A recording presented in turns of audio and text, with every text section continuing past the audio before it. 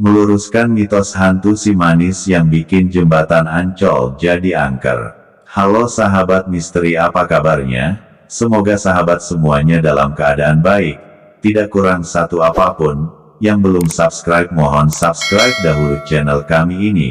Yang sudah subscribe saya doakan semoga dimurahkan rezekinya, dipanjangkan umurnya serta diberikan kesehatan dan diberikan keturunan-keturunan yang baik, serta pasangan yang soleh dan solehah. Jika sudah subscribe yuk kita simak kisahnya.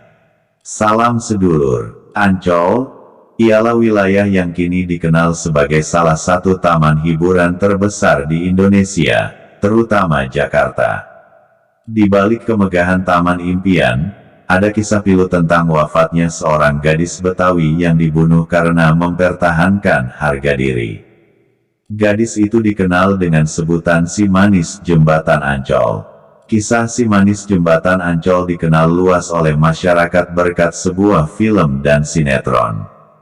Sayangnya, dalam layar kaca si manis digambarkan sebagai seorang hantu gentayangan yang kerap mengganggu pengguna jalan dan warga Jakarta yang sedang melintas atau berlibur di Ancol. Padahal, mitos tersebut salah besar. Zainuddin HM dalam buku kisah-kisah edan seputar Jakarta tempo dulu, merawikan, Jembatan Ancol sudah ada sejak zaman Belanda, tepatnya abad ke-19. Saat itu keadaan di sana memang sangat sepi, ketika malam hari sangat gelap karena belum ada penerangan. Ancol juga dulu dikenal sebagai sarang monyet. Saking sepinya tempat tersebut, Ancol dimanfaatkan orang-orang zaman dulu untuk berbuat mesum, hingga almarhum Kiai Haji Zainuddin MZ menyindir monyet-monyet di Ancol sekarang bukan lagi berwujud hewan, tetapi berwujud manusia. Aba Alwi Syahab mengatakan, para wanita tunasusila WTS dan para hidung belang tanpa malu dan takut dosa melakukan maksiat di atas pasir di pinggir pantai. Sekarang katanya lebih berani lagi, ucap Aba Alwi. Apalagi, Ancol saat itu jauh dari pemukiman penduduk, sehingga pada malam hari terasa sunyi dan menyeramkan. Hingga tahun 1950-an pun Ancol masih berupa empang. Sehingga banyak cerita seram bermunculan di sana. Salah satunya adalah seorang pendayung perahu mendapatkan penumpang perempuan berparas cantik dan manis. Namun bukan uang yang didapatkan sebagai bayaran atas jasanya mendayung perahu, melainkan daun yang diberikan perempuan tersebut. Pengakuan banyak orang yang dituangkan dalam cerita rakyat membuat penampakan hantu di sana dikenal dengan sebutan si manis. Padahal, pemeran utama dari kisah si manis adalah seorang gadis Betawi yang kehilangan nyawanya karena mempertahankan harga diri lantaran mau direnggut paksa kesuciannya.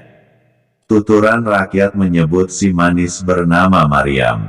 Namun, versi lain mengatakan si manis aslinya bernama Siti Ariyah, seorang kembang desa dari kampung Paseban.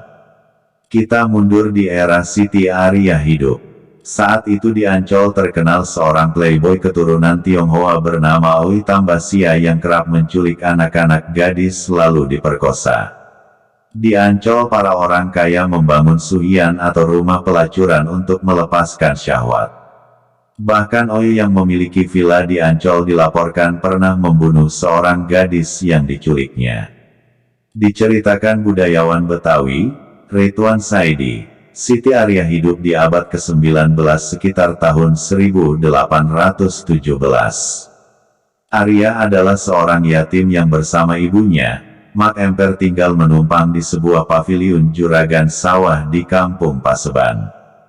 Seiring waktu, Ariyah tumbuh menjadi gadis remaja menuju dewasa dengan dianugerahi kecantikan luar biasa. Saat usianya menginjak sekitar 16 tahun, Ariyah Oga dijadikan istri oleh juragan yang paviliunnya ditumpangi.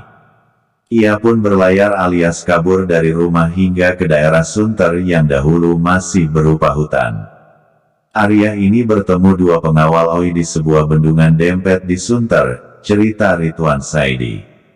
Ariyah ternyata tak hanya berparas cantik tetapi juga pandai bermain jurus. Sehingga ketika dua preman Oe ingin menculiknya, terjadilah perkelahian berjalan, dari Sunter hingga Ancol.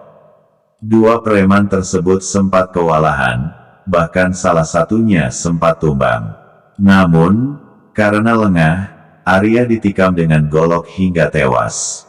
Dalam kisah ini, Arya meninggal dunia tanpa diperkosa dan jenazahnya dibuang sekitar 400 meter dari jembatan Ancol. Arya itu mati syahid. Surga bulet-bulet kalau kata orang Betawi karena dia mempertahankan harga diri, kata Ridwan Saidi. Orang Betawi marah kalau Siti Arya disebut sebagai kuntilanak atau setan.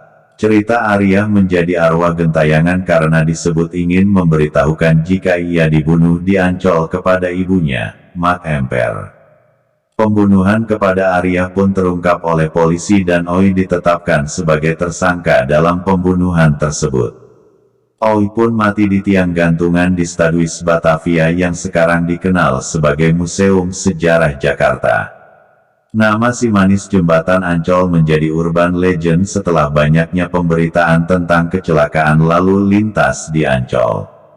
Seperti diberitakan surat kabar Kompo tahun 1950-an, sejumlah kecelakaan di sekitar jembatan Ancol memakan korban jiwa dan dipercaya karena campur tangan hantu si manis.